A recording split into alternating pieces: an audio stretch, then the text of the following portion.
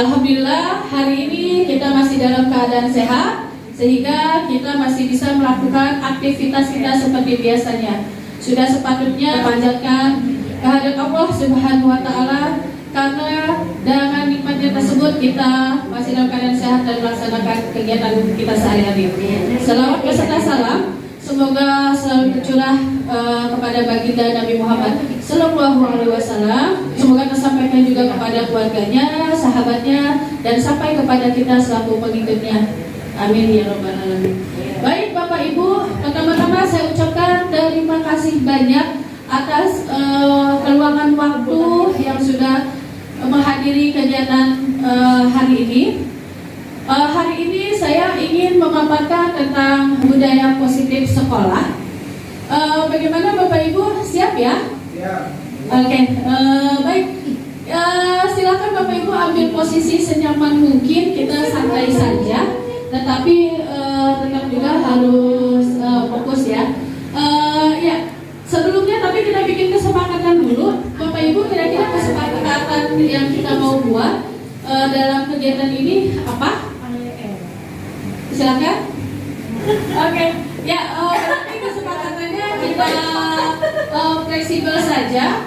Mungkin ada yang punya ide? Oh ya, boleh. Kalau keluar dipersilakan, tetapi izin terlebih dahulu gitu ya. Setuju ya? Oke. Terus yang satu lagi? 2 saja, nggak usah banyak-banyak ya. Tidak. Ya, kenapa Bu? Oh, saling bekerja sama. Oke, baik. Tidak ngobrol dan bekerja sama ya. Oke, itu kesepakatan kita. Mudah-mudahan semua bisa komitmen dengan kesepakatannya. Baik, Bapak Ibu, kita mulai saja terkait dengan materi positif.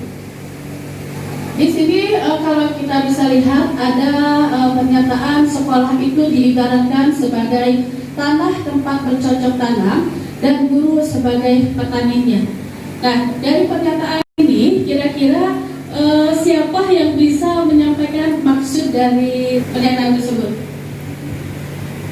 Sekolah diibaratkan sebagai tanah tempat bercocok tanam dan guru sebagai petaninya. Ya, silakan Pak Pano. Ya, maksudnya di situ sekolah sebagai tanah. Apabila tanah itu subur, tumbuh, dan cara mengolahnya itu baik, dan nanti apa yang akan dicocokkan tanamkan itu juga bibitnya baik, insya Allah akan masih terbaik. Apalagi guru atau petani, gurunya itu pun bisa mengolahnya dengan baik, dan ada istilahnya tahapan-tahapan cara mengolahnya, sehingga akan memanenkan atau menghasilkan anak hidup yang baik juga. Kalau sawahnya saja kurang bagus dari tanam, nanti pengolahannya pun akan lama juga. Apalagi kalau pupuknya kurang bagus, ibarat petani pun akan mengolah. Kalau tidak dikasih makan, nggak itu untuk membeli pupuk, tidak akan baik juga gitu. Iya. Masya Allah, luar biasa. Kasih tepuk tangan buat Pak Suparno. Ya, betul sekali yang disampaikan Pak Suparno. Sekali lagi terima kasih Bapak.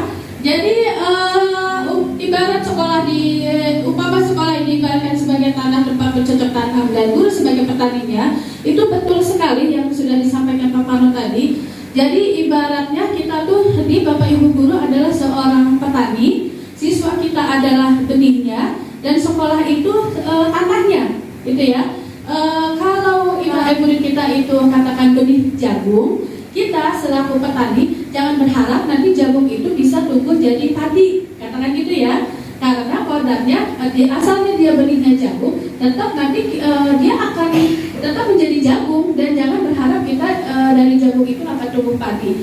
Dan ketika kita menginginkan jagung itu tumbuh menjadi yang asalnya benih menjadi pohon jagung yang tumbuh subur sehingga menghasilkan buah yang bagus, yang berkualitas, kita sebagai petani itu berkewajiban membuat tanaman jagung atau benih itu dirawat dengan baik, mulai dari benihnya dia dirawat dengan baik, dikasih pupuk, dikasih air, gitu ya. Terus jangan lupa juga tanahnya juga harus benar-benar dipastikan agar kualitas tanahnya itu baik. Jangan sampai kita mau nanam jagung, kita udah siapin pupuk, kita udah siapin air dan perawatannya maksimal, tetapi kita sembarang aja, artinya tidak memikirkan kualitas tanah. Tetap jagung itu akan tumbuh, tapi rasanya tidak akan maksimal, betul Bapak Ibu ya? Nah, dari pernyataan inilah bahwa kita sebagai Bapak Ibu guru itu memiliki tanggung jawab bagaimana harus menciptakan suatu lingkungan positif yang terdiri dari warga sekolah yang saling mendukung, saling belajar, saling bekerja sama sehingga tercipta kebiasaan-kebiasaan baik. Dari kebiasaan-kebiasaan baik akan tumbuh menjadi karakter-karakter baik, dan pada akhirnya karakter-karakter baik tersebut bisa membentuk sebuah budaya positif. Ya, jadi dari berangkat dari pernyataan tadi, kewajiban kita sebagai guru, kita harus bisa atau bertanggung jawab menciptakan lingkungan sekolah yang positif.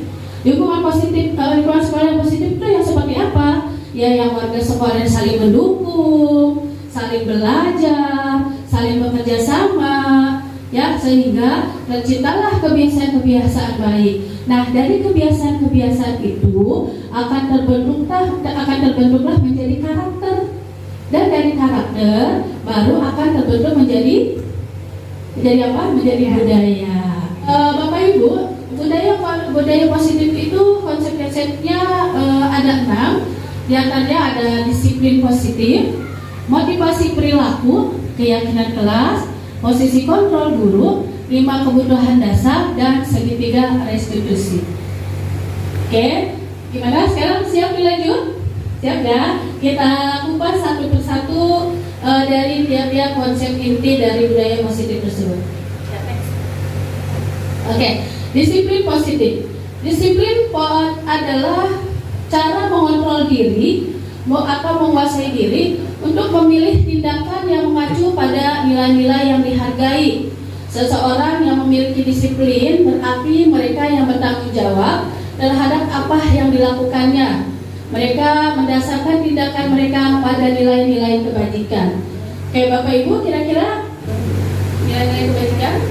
Nilai-nilai yang mengarah kepada perilaku baik atau positif. Ya, diantaranya jujur, berkata baik, teladan, bisa memberikan teladan, ya,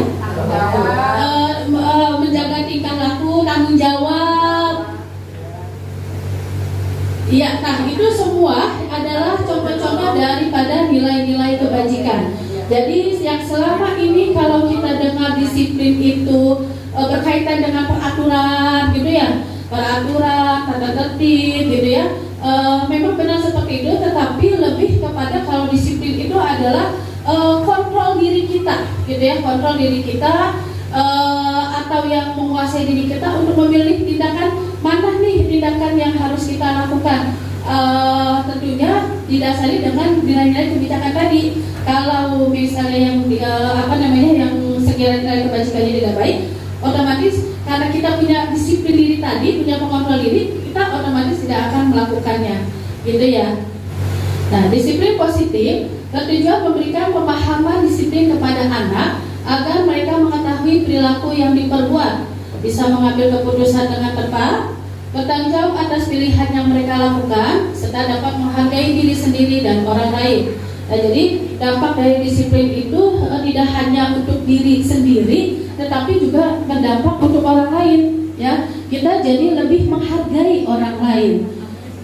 Lalu untuk pelaksanaannya, disiplin positif dapat memberikan pemahaman kepada anak tentang konsekuensi jika mereka melakukan pelanggaran dari peraturan yang sudah disepakati bersama, sehingga membuat mereka belajar melakukan disiplin positif dengan baik.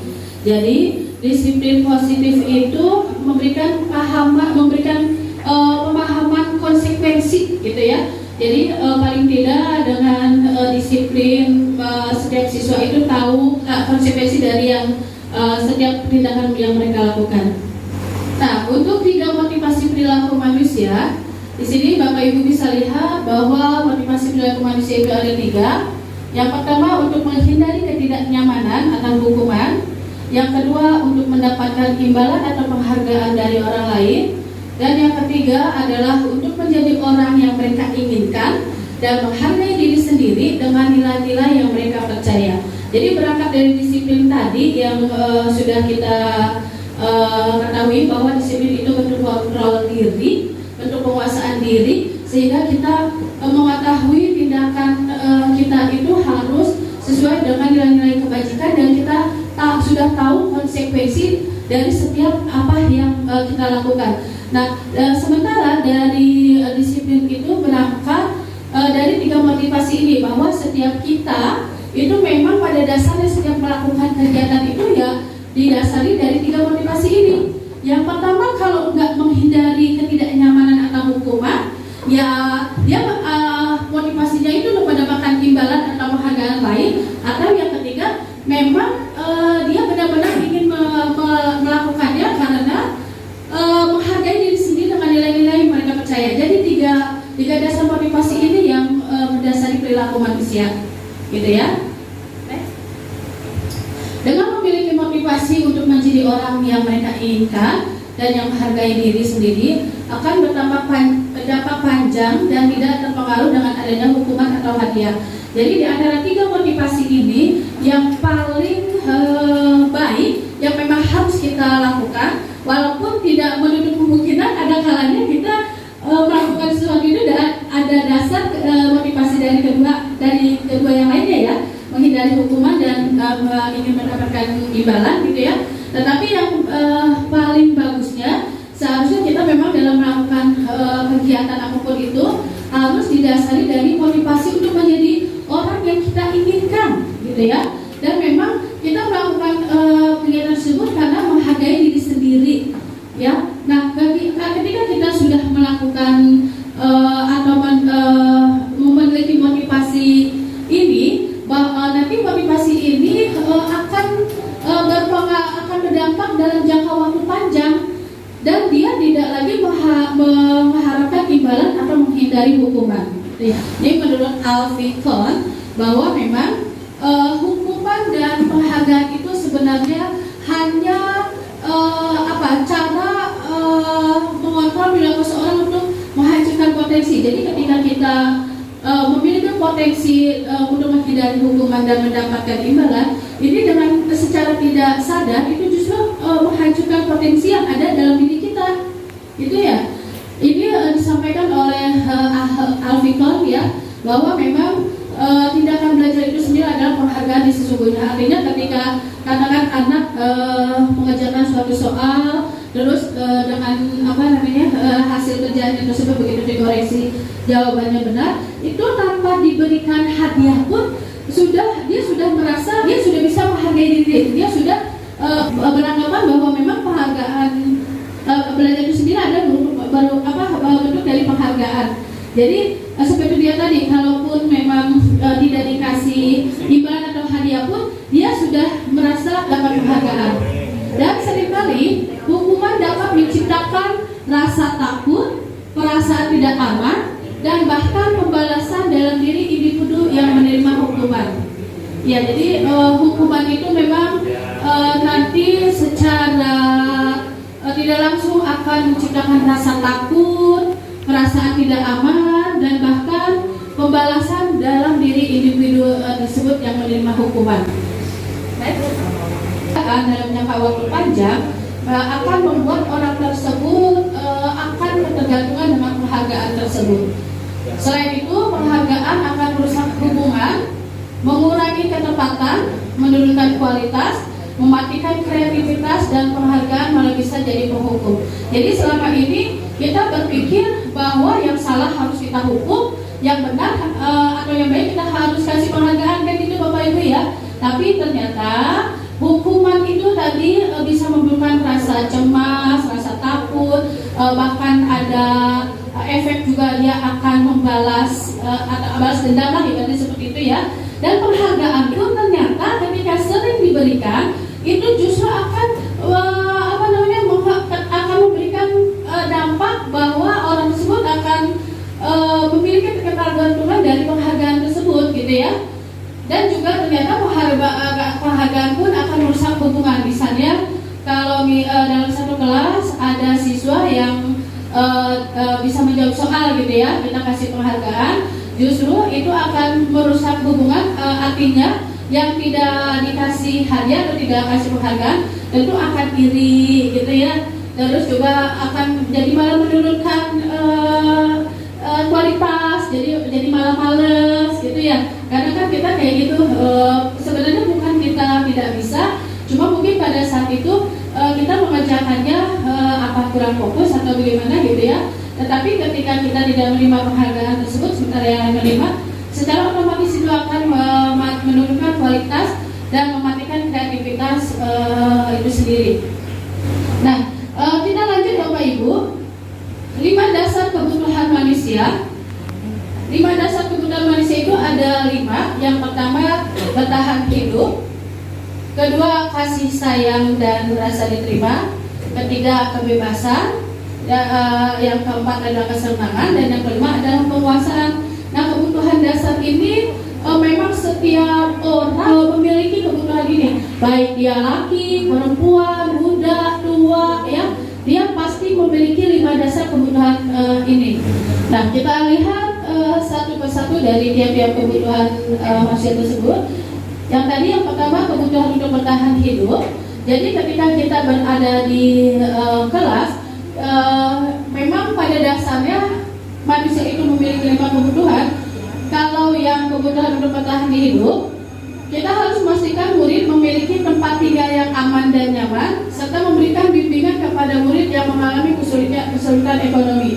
Kita memang tidak bisa turun langsung membenahi ekonomi keadaan ekonomi sekitar tersebut, tapi paling tidak kita bisa memberikan bimbingan. Mungkin kalau ekonominya yang mungkin terkendala, kita harus memberikan bimbingan atau motivasi agar dia tetap semangat belajar dan sebagainya gitu ya. Lalu untuk kebutuhan kasih sayang dan rasa diterima, yang dapat dilakukan guru adalah menciptakan suasana kelas yang hangat dan penuh kasih sayang, membangun hubungan yang positif dengan murid, serta memberikan apresiasi kepada murid atas pencapaiannya. Yang ketiga, kebutuhan kebebasan. Guru dapat memberikan kesempatan kepada murid untuk mengambil keputusan sendiri, memberikan pilihan kepada murid untuk pembelajaran, serta mendorong murid untuk mengekspresikan diri. Next. Kebutuhan kesenangan.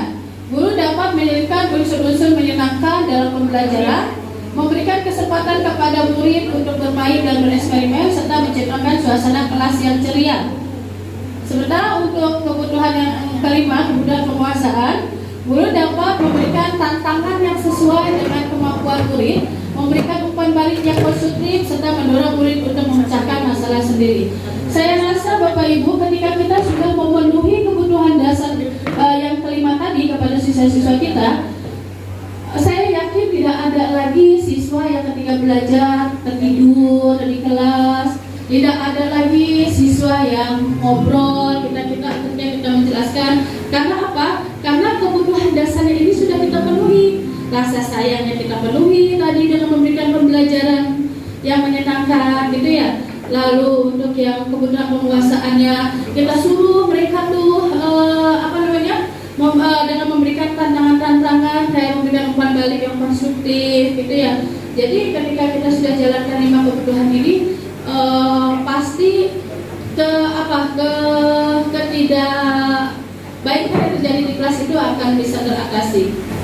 Oke, sementara untuk yang 5 posisi kontrol, Bapak Ibu, ternyata kita itu punya 5 posisi kontrol. Yang pertama adalah sebagai penghukum, pembuat rasa bersalah, sebagai teman, sebagai pemantau, dan sebagai manajer. Nah, ini kita berada di posisi yang mana? Yuk kita lihat bareng-bareng. Nanti sampai kita introspeksi ya, kita ada di posisi yang mana? Ketiga. Oke, ketiga menghikmah ya. Sekarang kita lihat. Pertama yang pertama, posisi penghukum. Oke, berapa posisi yang berapa kira-kira? Yang terakhir manajer. Oke, kalau Pak Abdul? Terakhir ya Bu.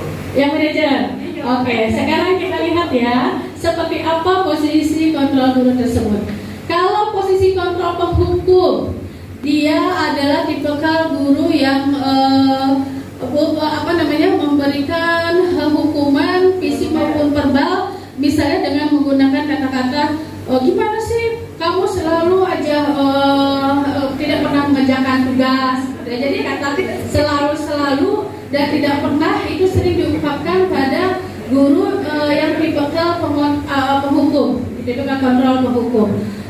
Dan penghukum ini tidak hanya berkaitan dengan fisik, berkaitan dengan verbal seperti tadi, mengungkapkan kalimat-kalimat, kamu selalu bikin ibu kesel, kamu selalu gak pernah ngerjain PR, kamu tidak pernah mau nurunin ibu. Itu adalah tipikal guru penghukum.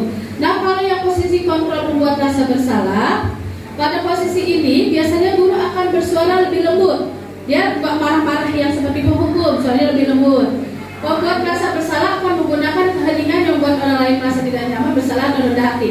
Jadi artinya dia marahnya itu kondisi mungkin kelas yang lagi pada saat ngerjain soal, terus ada anak yang ngobrol langsung ditegur, ngobrol aja nih kamu, bisa kayak gitu. Atau mungkin ayo jangan ngobrol, suaranya lebih lembut, tapi semua orang bisa mendengar apa yang si guru posisi kontrol membuat rasa bersalah tadi lakukan. Nah, sementara untuk posisi kontrol sebagai teman, guru pada posisi ini tidak akan menghukum murid, namun akan tetap berupaya mengontrol murid melalui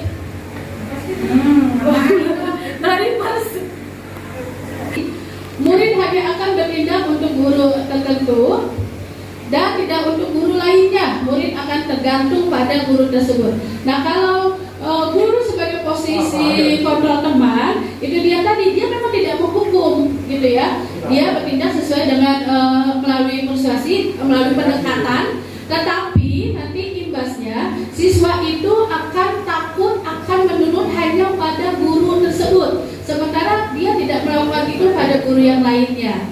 Itu kalau posisi kontrol guru teman. Nah, bagaimana dengan posisi yang lainnya? Nah, posisi kontrol penghukum dan pembuat merasa bersalah sebaiknya tidak digunakan terlalu sering ya Bapak Ibu, karena dapat berdampak negatif pada psikologis murid. Sedangkan posisi kontrol teman sebaiknya juga tidak boleh sering digunakan, karena dapat membuat guru kehilangan wibawanya. Guru dengan posisi pemantau cenderung melihat perilaku siswa dan menggunakan bukti-bukti tersebut untuk membuat keputusan tentang tindakan apa yang perlu diambil. Jadi kalau pemantau itu dia mengambil tindakan itu sesuai dengan data yang sudah dia miliki. Artinya misalnya kayak memang sudah berapa kali dia melanggar peraturan atau apa, baru kita ambil tindakan. Jadi dia berdasarkan data. Guru yang berperan sebagai pemantau juga memantau dan mencatat informasi tentang perilaku siswa untuk referensi di masa depan. Sebaiknya posisi kontrol guru adalah sebagai manajer. Jadi ternyata yang paling baik, yang paling ideal itu yang sebagai posisi kontrol manajer. Kenapa? Karena di posisi ini, di mana guru memposisikan dirinya, jika murid melakukan pelanggaran atau tak tertib, maka guru bisa bertanya kepada anak tersebut tentang alasan mengapa dia melakukan pelanggaran. Kemudian membuat kesepakatan kelas untuk melakukan tindakan perbaikan supaya anak bisa mencari solusi dari pelanggaran yang sudah mereka lakukan dan tidak mengulangi kembali pelanggaran yang sama. Posisi kontrol pemantau dan manajer adalah posisi kontrol yang paling dianggap ideal digunakan oleh guru. Gitu ya. Jadi ternyata dari kelima posisi kontrol guru, yang paling baik dan yang dianggap ideal dimiliki adalah posisi kontrol, manajer, dan satu lagi dan pemantau. Karena kalau yang posisi sebagai pemantau ini, dia ketika mengambil tindakan itu tidak subjektif tetapi objektif, karena berdasarkan data-data atau catatan-catatan yang sudah dia miliki. Sementara kalau yang posisi kontrol manager, dia justru menanyakan dulu alasan siswa mengapa melakukan hal tersebut dan mengembalikan lagi kepada siswa untuk mencari solusinya. gitu ya. Nah, sekarang kita masuk kepada segitiga restitusi untuk pemecahan masalah. Mungkin Bapak Ibu sudah ada yang pernah dengar segitiga restitusi, mungkin pada saat kuliah. Pak Sumarno? Oh, okay. Ya, segitiga restitusi adalah proses menciptakan kondisi bagi murid untuk memperbaiki kesalahan mereka, sehingga mereka bisa kembali pada kelompok mereka dengan karakter yang lebih kuat.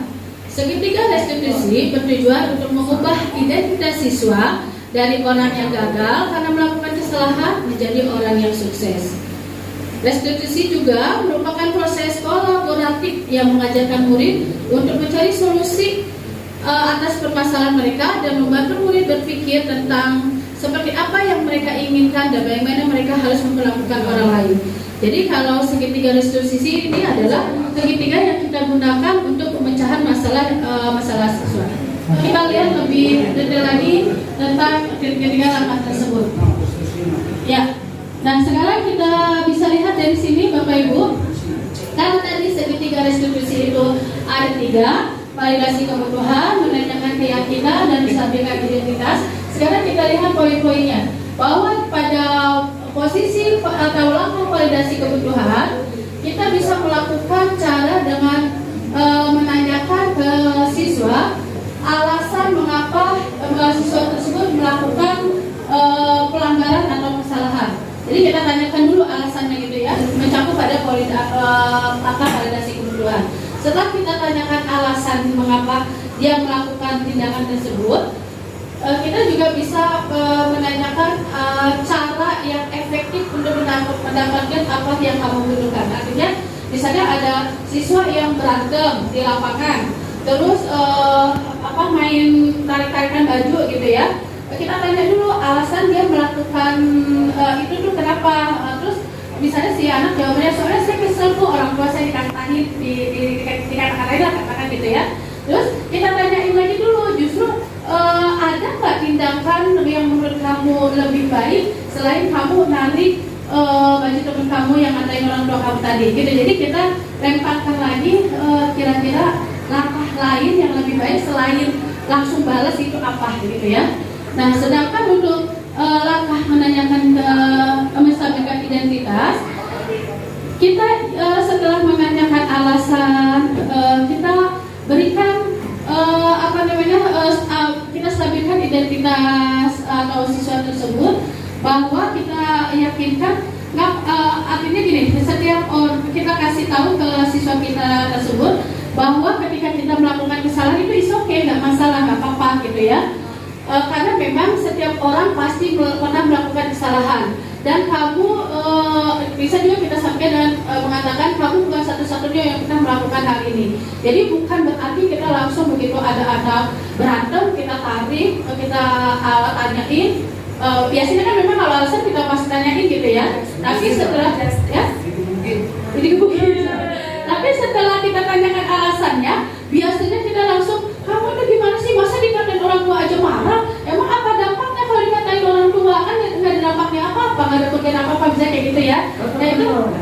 Nah itu seharusnya jangan begitu. Justru kita stabilkan dulu identitasnya. Kita sampaikan dengan siswa tersebut, ya nggak apa-apa, apa yang kamu lakukan itu memang salah, tetapi setiap orang itu wajar ketika melakukan kesalahan.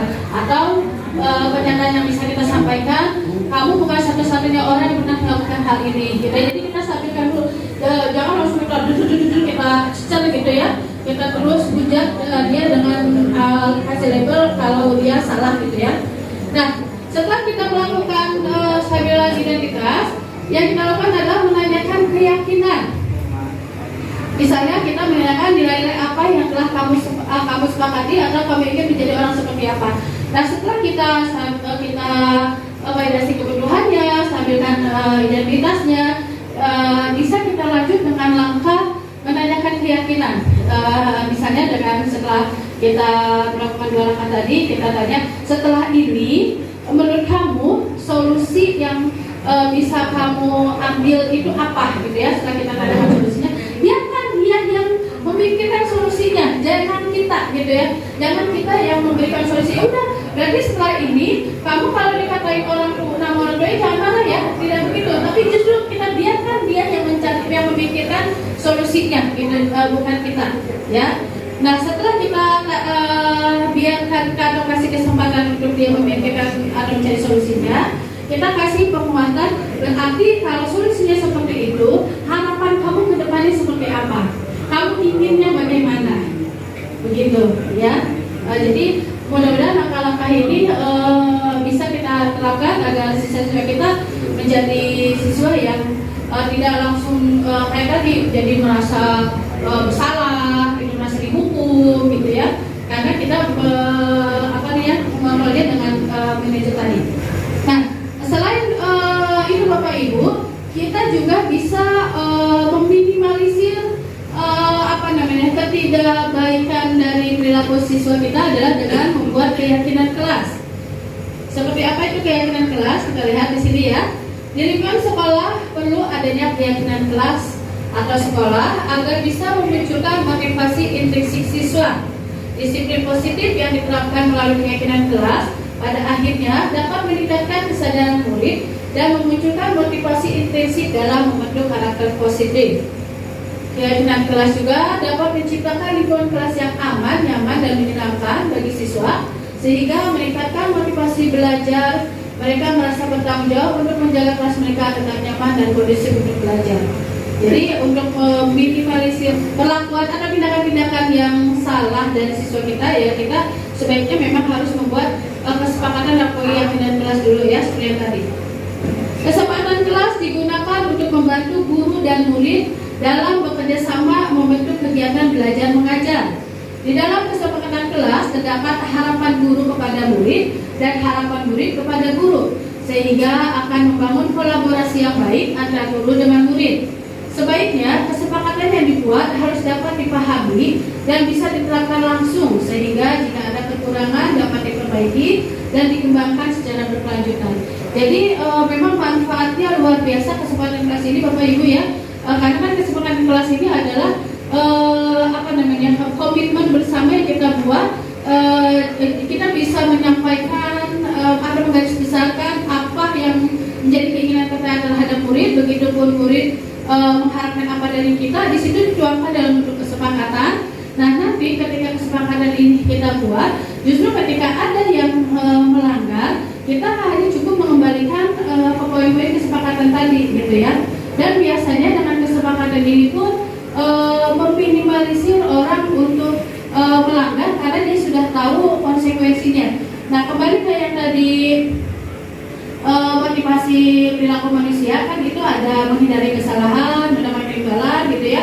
Nah itu jadi ketika sudah terbentuk kesepakatan kelas, saya rasa untuk pelanggaran disiplin dan tindakan guru sebagai penghukum itu pun kita bisa hindari, karena masing-masing dari kita itu sudah tahu apa yang harus kita lakukan sebagai guru apa, sebagai siswa juga apa, itu tertuang dalam kesepakatan kelas tadi. Jadi ketika kesepakatan kelas itu sudah dibuat, sama-sama tahu apa yang boleh dan apa yang tidak boleh dilakukan, itu akan meminimalisir pelanggaran. Ketika pun pelanggaran terjadi, kita harus tetap menerapkan konsekuensinya. Jadi bukan hukuman, tapi konsekuensi. Kalau hukuman kan tadi bisa menimbulkan efek rasa takut, cemas, gitu ya, dendam bahkan, gitu ya. Tapi kalau konsekuensi tidak lagi merasa dihukum, karena konsekuensi itu dia sudah tahu kalau melanggar konsekuensinya ini. Karena biasanya kalau hukuman itu dia sifatnya spontan, tidak diketahui sebelumnya, gitu.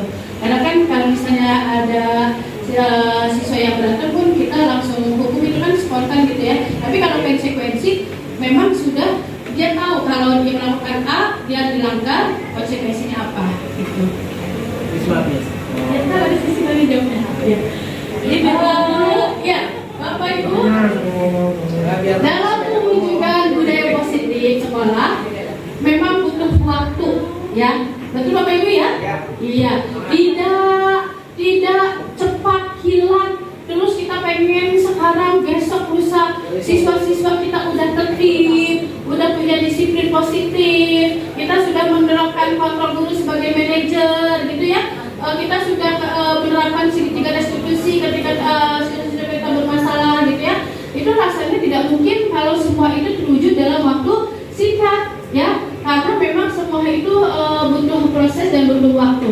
Jadi kalaupun kita sudah lakukan saat ini, tetapi seminggu, sebulan itu belum terlihat hasilnya, nggak apa-apa. Tapi tetap kita harus konsekuen menjalankannya, dan jangan lupa kita pun harus melibatkan semua pihak, karena kita nggak bisa juga jalan sendiri ingin menegakkan atau mewujudkan sekolah kita yang berbudaya positif. Kita ini bergerak sendiri itu rasanya juga nggak mungkin. Kita harus melibatkan berbagai pihak yang ada di sekolah, kepala sekolah, guru, tenaga kependidikan, dan juga orang tua gitu ya. Sekali lagi ini pun harus konsisten kita lakukan. Kalau cuma baru-baru ini juga rasanya akan semakin sulit untuk mewujudkannya gitu ya.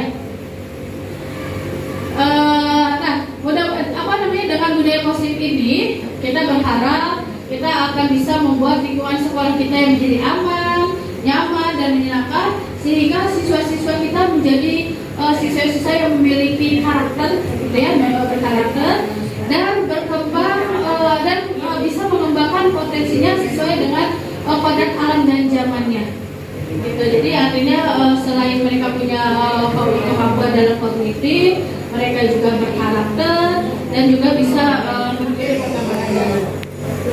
Oke, baik Bapak Ibu, pemaparan yang sudah saya sampaikan mengenai budaya positif.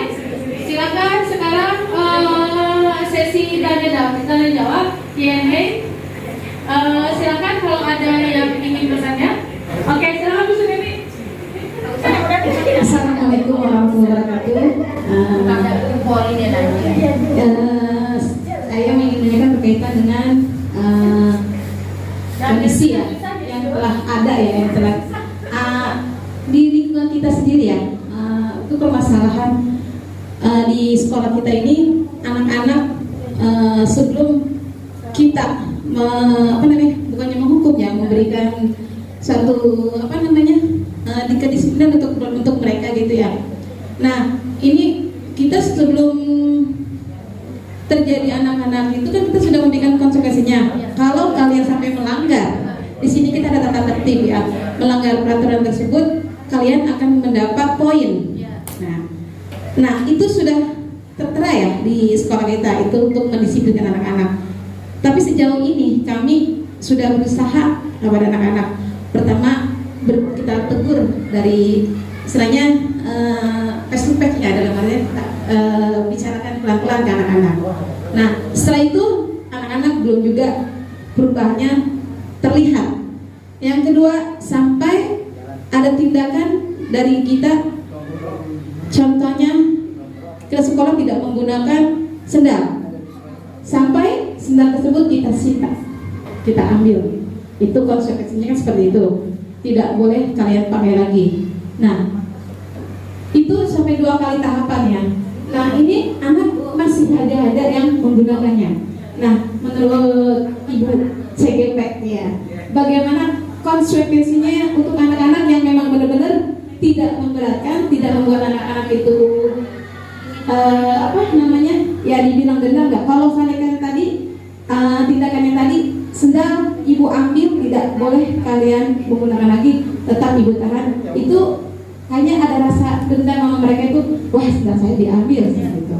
Nah, ini yang ingin saya tanyakan, bagaimana gitu akar permasalahannya biar supaya anak-anak ini tidak ada kata dendam. Mereka itu ya memang itu konsekuensi saya gitu. Nah, bagaimana untuk mengenainya? Terima kasih. Terima kasih Bu Suryani, pertanyaan yang luar biasa. Yang saya bisa tangkap dari pertanyaan Bu Suryani adalah bagaimana cara menangani siswa yang melanggar peraturan, padahal kita di awal itu sudah membuat tata tertib, disertakan juga poinnya gitu ya. Tapi kenyataannya anak-anak tetap saja melanggar tata tertib tersebut, dan juga padahal sudah ada konsekuensinya gitu ya Bu Suryani. Kurang lebih seperti itu pertanyaan ya Bu ya. Oke, baik, saya coba untuk menjawabnya. Nah, terkait dengan pertanyaan Bu Suryani tadi, jadi memang seperti yang tadi sudah saya sampaikan di pemaparan, jadi memang untuk meminimalisir adanya pelanggaran-pelanggaran disiplin yang kita sudah buat, kita itu harus membuat kesepakatan sekolah atau kesepakatan kelas gitu ya. Nah, kemarin yang sudah kita buat itu menurut Bu Suryani sendiri, apakah itu sudah bentuk dari kesepakatan kelas atau kesepakatan kelas atau kesepakatan sekolah katakan, atau itu bentuk dari tata tertib? Tata tertib ya. Sementara tadi yang saya bilang untuk meminimalisir atau untuk mewujudkan disiplin budaya disiplin, kita harus membuat kesepakatan sekolah atau kesepakatan kelas. Kesepakatan itu ya juga dari seluruh wali kelas ya bagus ya membuatnya ya. Ya, jadi memang kesepakatan itu seperti yang tadi saya sudah sampaikan adalah bentuk harapan kita terhadap murid kita dan harapan murid kita terhadap kita gitu ya. Nah, ketika penyusunan itu memang seharusnya kita melibatkan pihak-pihak terkait. Artinya kita melibatkan siswa sendiri, kita melibatkan orang tua, bahkan namanya kesepakatan itu ya tadi jadi apa yang kita harapkan dari murid kita dan yang murid harapkan dari kita itu kita tuangkan dalam bentuk kesepakatan, bukan kita yang misalnya kita menginginkan siswa kita misalnya katakan tadi ukuran rambut ukuran panjang rambut laki-laki bisa 2 cm. Itu kalau kita yang menentukan itu namanya bukan kesepakatan, tetapi kalau kesepakatan itu harus ada persetujuan memang antara kedua belah pihak, itu baru disebut dengan kesepakatan gitu. Ya kalau tidak ada persetujuan dari dua pihak itu belum bisa disebut dengan kesepakatan. Karena kalau kesepakatan apa yang kita inginkan dari siswa kita dan yang siswa kita inginkan dari kita itu kita tuangkan dalam bentuk kesepakatan. Misalnya kayak kita lemparkan dulu ke siswa maunya seperti apa, terus kita kembalikan dulu lagi ke siswa juga kira-kira kalau kesepakatan seperti ini setuju atau tidak gitu ya. Kalau misalnya mereka ada yang bilang keberatan, seharusnya jangan seperti itu, sebaiknya begini, itu kita tetap harus cari jalan tengahnya gitu. Nggak bisa yang namanya kesepakatan itu memberatkan satu pihak, itu bukan kesepakatan kalau seperti itu. Jadi kesepakatan itu harus benar-benar keluar dari keikhlasan, katakan begitu ya, keikhlasan dan kerelaan untuk melakukannya, tidak ada paksaan, tidak ada tekanan gitu ya. Itu baru disebut dengan kesepakatan. Mungkin seperti itu Bu Suryani, bagaimana dengan jawabannya? Enggak ada tambahkan ini. Oke, ya baik. Terima kasih Bu Suryani. Iya, silakan kalau ada yang menambahkan Bapak Ibu. Oke, dari Pak Alta silakan Bapak Alta. Terima kasih. Saya nanya Saya mau dulu supaya seimbang aja. Ya. Memang semuanya kesepakatan. Ya sebenarnya kita membuat kesepakatan itu sama. Di belakangnya bahwa terkadang dari pihak orang tua, orang tua atau anak itu sendiri dikasih kesepakatan, hanya materi aja ditulis dan tidak dibaca, sehingga kalau begitu ada masalah itu akhirnya aku nggak terima kayak gitu. Jadi karena belum membacanya aja, dalam kesepakatan yang sudah dibaca itu. Jadi pun harusnya memang ulang-ulang dibukakan pada anak, bacalah kata begitu yang ada, sudah cukup kesepakatan bersama, nggak usah selalu kesepakatan itu. Kalau rambut itu nggak pantas, kalau rambut yang itu seberapa gitu. Jadi kadang-kadang orang tua sendiri belum memahami apa yang sudah ditandatangani, yang penting cepat tangan, pakai, dan apalagi anaknya nggak pernah membaca apa itu dan berderasa. Saya kira itu, sehingga kalau itu bisa dibaca lama akan bisa selesai, saling menyatakan. Oke, terima kasih. Ya, terima kasih.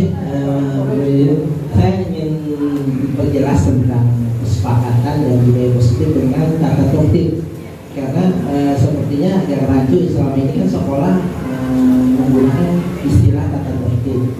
Kemudian masalah kesepakatan juga ini kan kalau di SMP itu ada 14 mata pelajaran. Apa setiap guru mau bikin kesepakatan dan bentuk tertulis atau tidak tertulis, gitu kan?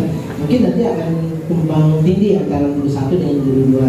Apakah itu bikin kalau guru sekolah dasar kan hanya satu guru ya, dia bikin sepakatnya agak gampang. Mungkin nanti saya bilang studi IPA, sepakatnya mungkin bisa sama bisa tidak dengan bidang studi yang lain. Mungkin mau menjelaskan. Baik, terima kasih Pak Suparno dan Pak Noor, tanggapan yang luar biasa. Ya, mungkin saya ambil benang merahnya lagi dari tanggapan Pak Suparno dan Pak Noor tadi. Kalau Pak Parno bilang kan itu sebenarnya sudah hal bagus yang kita lakukan kemarin itu, cuma hanya karena kadang orang tua tidak membacanya, sehingga tidak tahu apa-apa yang menjadi poin penting gitu ya.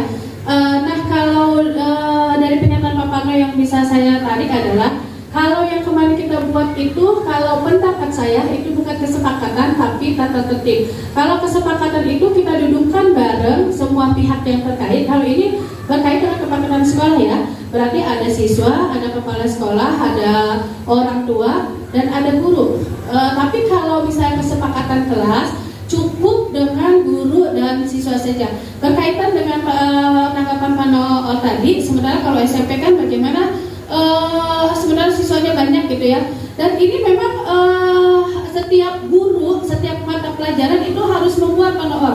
Jadi tidak satu kesepakatan itu dibuat untuk rame-rame, tidak, karena setiap mata pelajaran itu kan kadang guru juga punya gaya pembelajaran, metode pembelajaran tersendiri ya. Jadi memang seharusnya kesepakatan kelas itu dibuat per mata pelajaran per guru. Artinya saya mengajar bahasa Inggris, begitu saya di kelas 8 ketika saya mengajar bahasa Inggris, saya buat kesepakatannya apa. Nanti begitu pun Pak Noor ketika masuk di kelas 8 untuk pelajaran IPA, pelajaran Pak Noor, kesepakatan seperti apa dibuat lagi.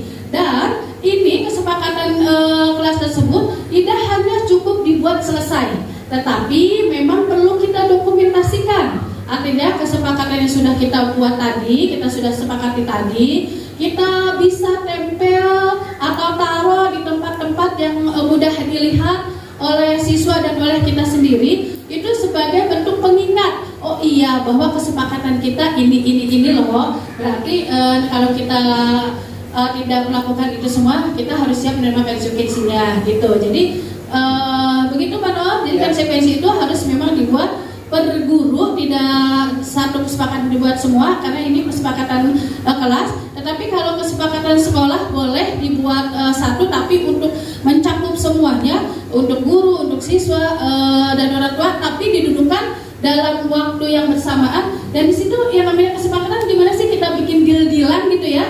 Kita bikin deal-dealan, mereka maunya apa, kita maunya apa, terus kita ambil jalan tengahnya ketika ada yang berseberangan, sampai kita semua oke, setuju, berarti kesepakatannya A gitu.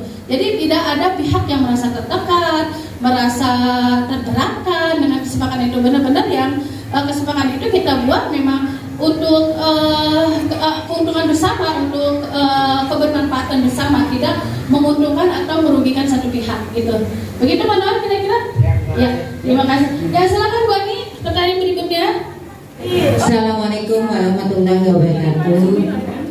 Ada yang ingin saya tanyakan Bu, berkaitan dengan tata tertib ya. Kita ada aturan kan siswa tidak terlambat. Bila terlambat ada konsekuensi, ya mereka dikumpulkan dulu di aula dan sejenisnya.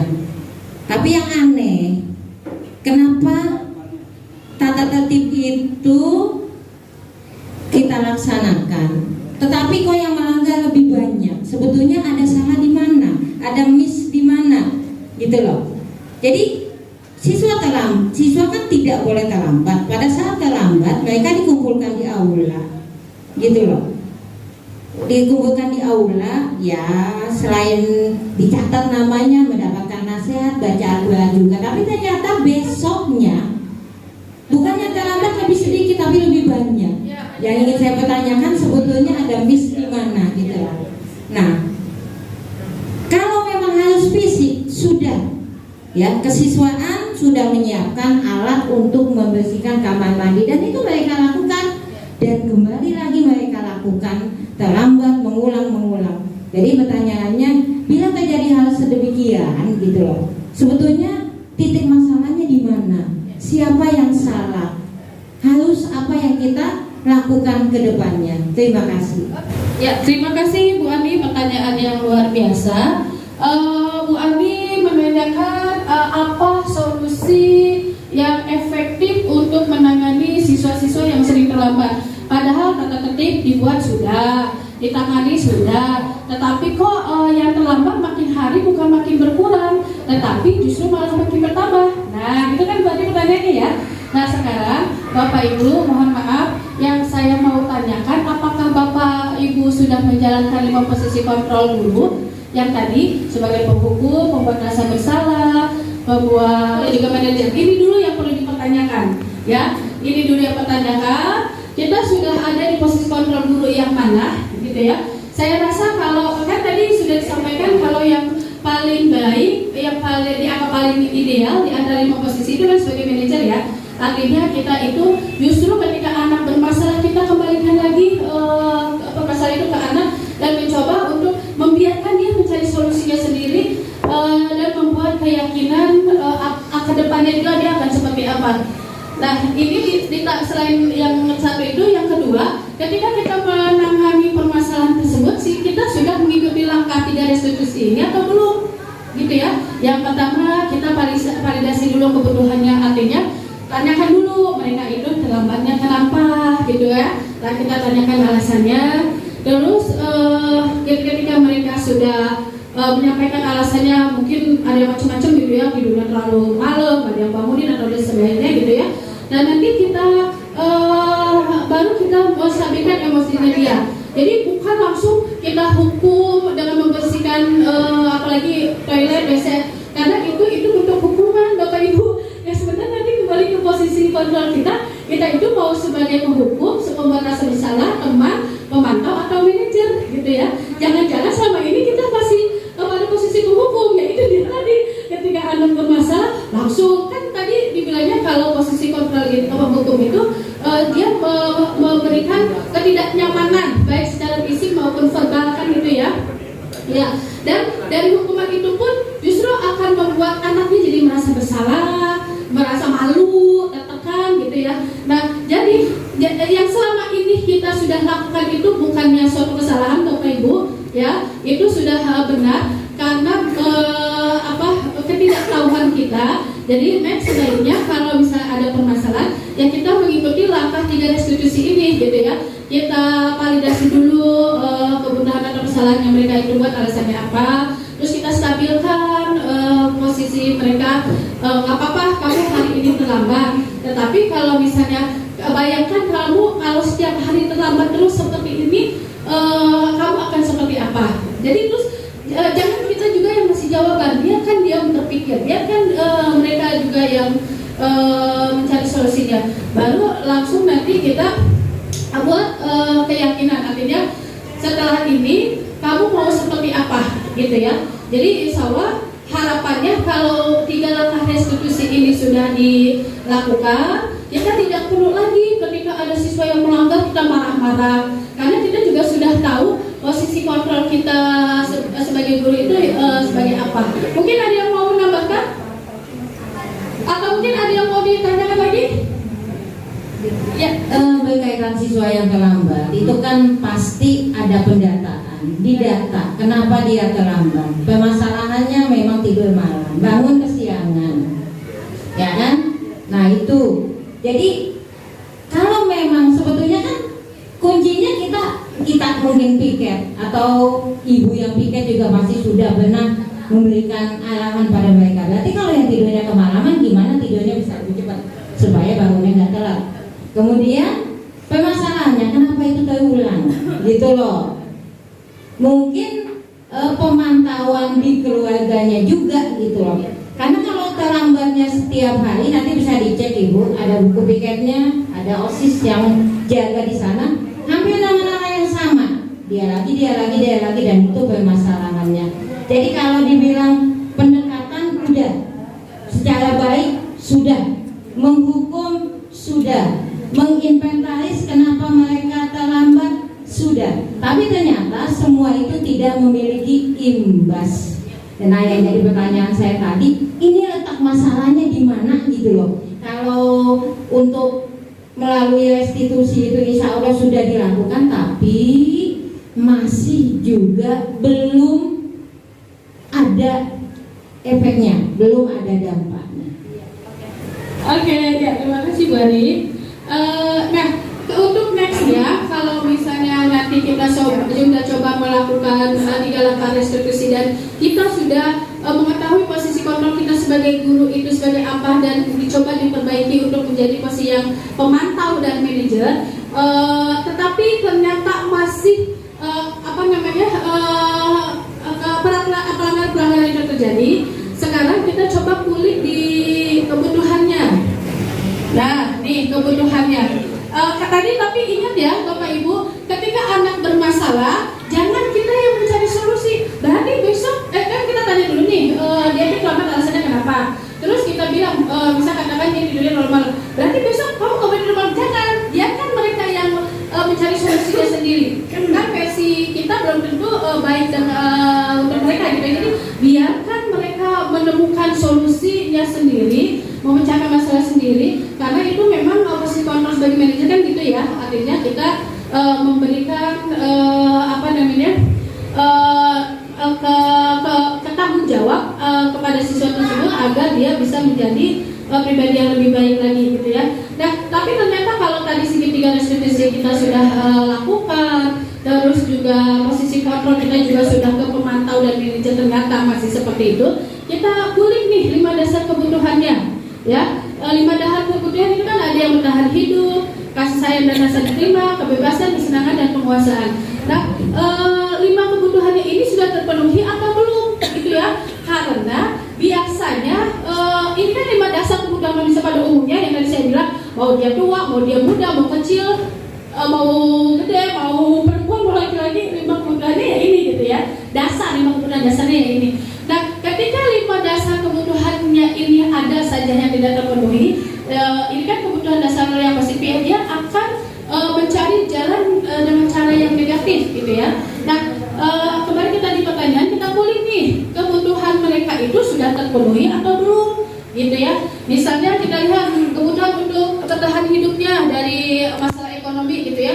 Memang kalau kita terjun langsung mencarikan solusi itu juga rasanya berat untuk kita ya. Ya paling tidak kita memberikan bimbingan gitu ya. Kita berikan penguatan ya kalau masalah ekonomi jangan sampai mengganggu pelajaran gitu ya. Lalu untuk kebutuhan kasih sayang dan rasa diterimanya, guru dapat menciptakan suasana kelas yang hangat dan penuh kasih. Kemudian kasih sayang, membangun hubungan yang positif dengan murid. Nah ini kita udah lakukan belum gitu ya? Jangan-jangan Bapak Ibu siswa kita sekarang banyak melanggar, sudah terpenuhi atau belum gitu ya? Jangan-jangan mereka melakukan pelanggaran tersebut karena kebutuhan mereka itu yang belum terpenuhi gitu ya Bapak Ibu ya. Oke, bisa dipahami?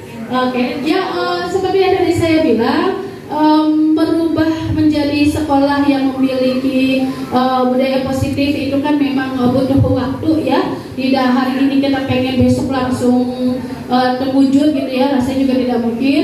Tetapi yang paling salah ketika kita tidak melakukan yang sama kali, tidak menerapkan sama sekali gitu ya. Kita coba pelan-pelan, dikit-dikit, kita benahi dikit-dikit. Mudah-mudahan nanti lambat laun lama-lama akan terwujud. Dan yang pasti kita tidak bisa bergerak sendiri ya. Kita harus melibatkan semua pihak terkait, kepala sekolah, guru, siswa itu sendiri dan juga orang tua ya. Dan kita harus konsisten dalam mewujudkannya. Oke, ada lagi pertanyaan Bapak Ibu? Oh, oke, ya. Assalamualaikum warahmatullahi wabarakatuh. Ini misalnya berkaitan pengalaman ya di kelasnya, berkaitan dengan tadi budaya positif yang kita harus membuat kesepakatan di kelas, di mana dengan kesepakatan itu diharapkan kita belajar menjadi kondusif. Tapi yang saya alami gini memang kelas itu kan untuk pelajaran matematika memang banyak yang tidak minat ya. Dominannya orang yang tadi tidak minat. Jadi mereka kalau tidak ada kesempatan memang kecenderungan mereka tuh mencari kesibukan atau hal-hal mereka yang sifatnya menurut temannya yang memang minat di bidang pelajaran itu. pernah salah paham kesepakatan tuh ya. Pertama berhasil, tapi untuk berikutnya kita apakah mesti memberi kesepakatan lagi gitu ya. Jadi kita kayak sih waktu kita habis untuk membuat kesepakatan tuh ya. Harusnya kalau dikasih kesepakatan sekali, mereka sudah menyadari konsekuensi seperti ini kalau melanggar. Tapi yang Anda malah enggak gitu ya. Itu kesalahannya di mana itu? Oke, ya terima kasih Pak Agus. Wah, luar biasa. Kita kasih apresiasi buat Pak Agus teman-teman, karena ternyata Pak Agus selama ini sudah menerapkan keyakinan kelas gitu ya Pak Agus ya. Luar biasa. Oke, nah terkait pertanyaan Pak Agus, kenapa sudah dibuat kesepakatan kelas tapi itu hanya berjalan sekali saja, artinya tidak continue, tidak terus sekali penerapan terus kondusif kesananya gitu ya. Nah memang Pak Agus, kalau kesepakatan kelas itu berkelanjutan.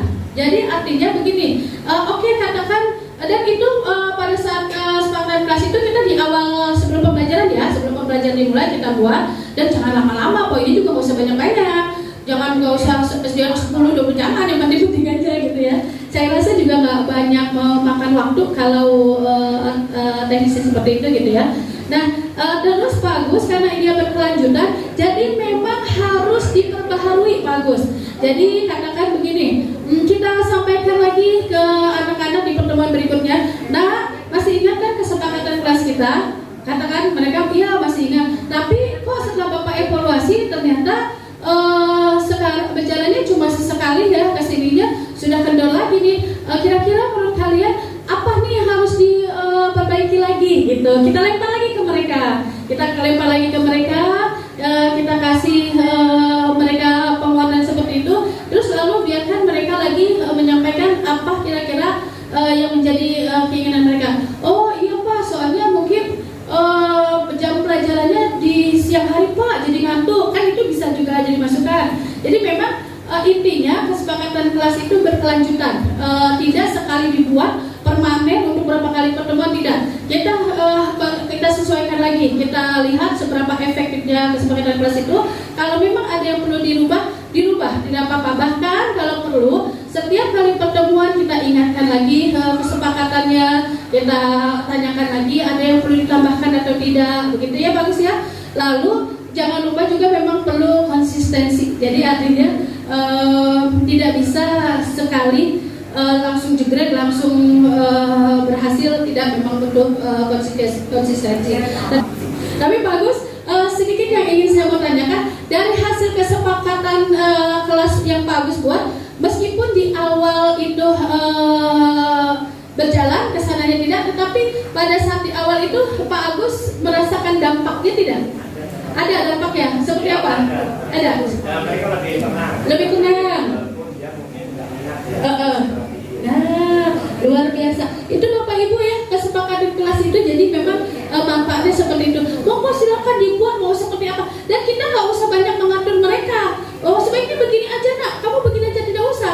Biarkan mereka yang mengeluarkan ide-ide itu. Gitu ya, kita lepas saja, kita kasih mereka kebebasan. Bisa katakan, oh ibu juga tapi jangan galak-galak ngajarnya, neranginnya, ya nggak apa-apa, fair aja gitu. Oh yaudah berarti Bu Yuyun ngajarnya jangan galak-galak, gitu nggak apa. Jadi artinya ya namanya kesepakatan. Kita ambil jalan tengah, kita ambil persetujuan yang memang menguntungkan untuk kedua belah pihak. Gitu ya. Oke, ada lagi Bapak Ibu? Tidak ada ya? Saya rasa juga memang waktunya sudah habis. Terima kasih. Saya tutup pertemuan atau presentasi kita hari ini. Sekali lagi saya ucapkan terima kasih banyak Bapak Ibu yang sudah meluangkan waktunya, yang sudah berpartisipasi mengikuti kegiatan ini. Mudah-mudahan apa yang kita bicarakan hari ini bisa berdampak positif buat murid-murid kita dan kemajuan suara kita. Ya, saya tutup. Terima kasih banyak. Wabillahi taufiq wal hidayah. Assalamualaikum warahmatullahi wabarakatuh.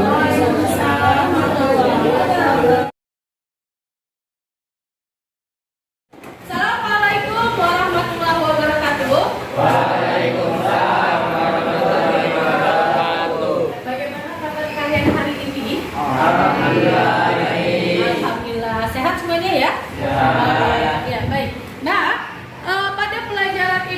pembelajaran bahasa Inggris. Ini setelah beberapa pertemuan, Misium merasa di kelas kita itu kondisi belajarnya masih belum kondusif. Kalau menurut kalian bagaimana? Benar seperti itu? Masih belum kondusif ya? Oke. Kalau kalian merasakan hal seperti itu, kira-kira yang kalian rasakan selama itu seperti apa? Sehingga kalian beranggapan kelasnya itu tidak kondusif seperti yang kalian inginkan. Ya? Kurang disiplin. Oke, seperti apa kondisi kelasnya ketika belajar, Ruby? Masih banyak yang ngobrol. Bagaimana dengan yang lainnya? Benar, pada saat belajar itu masih ada yang ngobrol? Lalu ketika pada saat belajar masih ada siswa yang ngobrol, kalian merasa terganggu tidak? Merasa terganggu ya? Tidak nyaman gitu ya? Sementara kalian kan pengennya fokus biar kalian paham dengan apa yang dijelaskan Bapak Ibu guru kalian, betul gitu? Iya, tapi karena ada yang ngobrol jadi terganggu ya?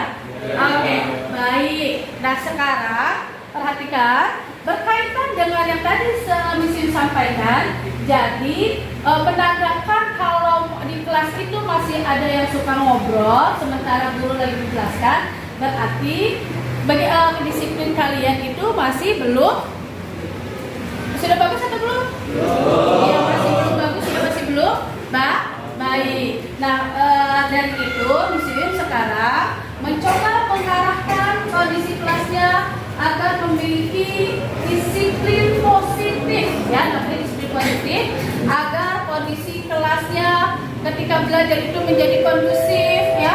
Guru menjelaskan, kalian semua memperhatikan dengan baik, tidak ada yang ngobrol, agar semua paham dengan apa yang disampaikan oleh Bapak Ibu guru kalian, kan gitu ya. Dan masih banyak hal-hal yang lainnya berkaitan dengan kedisiplinan kelas. Ya, berkaitan dengan disiplin kelas sehingga kalian nanti dengan disiplin positif atau disiplin kelas yang baik, suasana belajar di kelasnya akan nyaman, aman, dan tentunya menyenangkan. Kalau kelasnya sudah aman, nyaman, menyenangkan, menurut kalian kira-kira kalian belajarnya akan ada peningkatan tidak di hasil belajarnya? Ada ya? Dan mau tidak kondisi kelasnya seperti itu? Mau ya? Oke, baik. Kalau begitu, untuk mewujudkan kelas yang aman, nyaman, dan menyenangkan, kita harus buat suasana kelasnya itu memiliki disiplin positif. Salah satunya harus kita membuat kesepakatan kelas, gitu ya. Ada yang tahu kesepakatan kelas itu apa? Kesepakatan kelas? Oke, ya, kesepakatan kelas itu adalah penyampaian gagasan apa yang guru inginkan terhadap kalian dan juga apa yang kalian harapkan terhadap guru-guru kalian. Nah, nanti kesepakatan itu kita tuangkan dalam bentuk kesepakatan kelas dan menjadi komitmen kita bersama. Dengan komitmen tersebut, akhirnya nanti diharapkan kondisi kelasnya menjadi lebih baik dan berimbas kepada hasil pembelajaran kalian, gitu ya. Nah, sekarang kita buat dulu kesepakatan kelasnya, setuju? Oke, kita buat kesepakatan kelasnya ya. Kesepakatan kelas. Oke. Nah, di sini Misium punya sticky note. Silahkan nanti kalian tuliskan kira-kira peraturan apa yang kalian ingin terapkan di kelas pada saat pembelajaran. Ya, nanti Misium kasih satu orang satu dan silakan kalian tuliskan peraturan kelas yang ingin kalian terapkan. Bisa dulu teman-teman.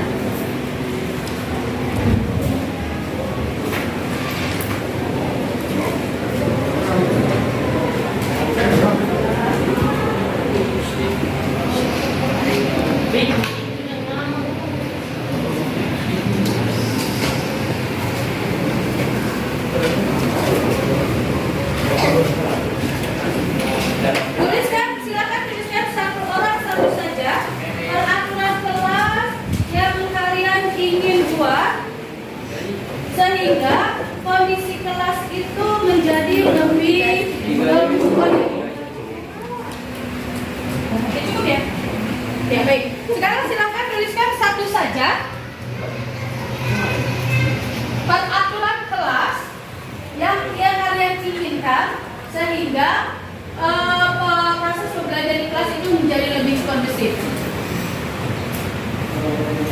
Dan kalau sudah, boleh silakan kalian tempelkan di sini. Satu saja.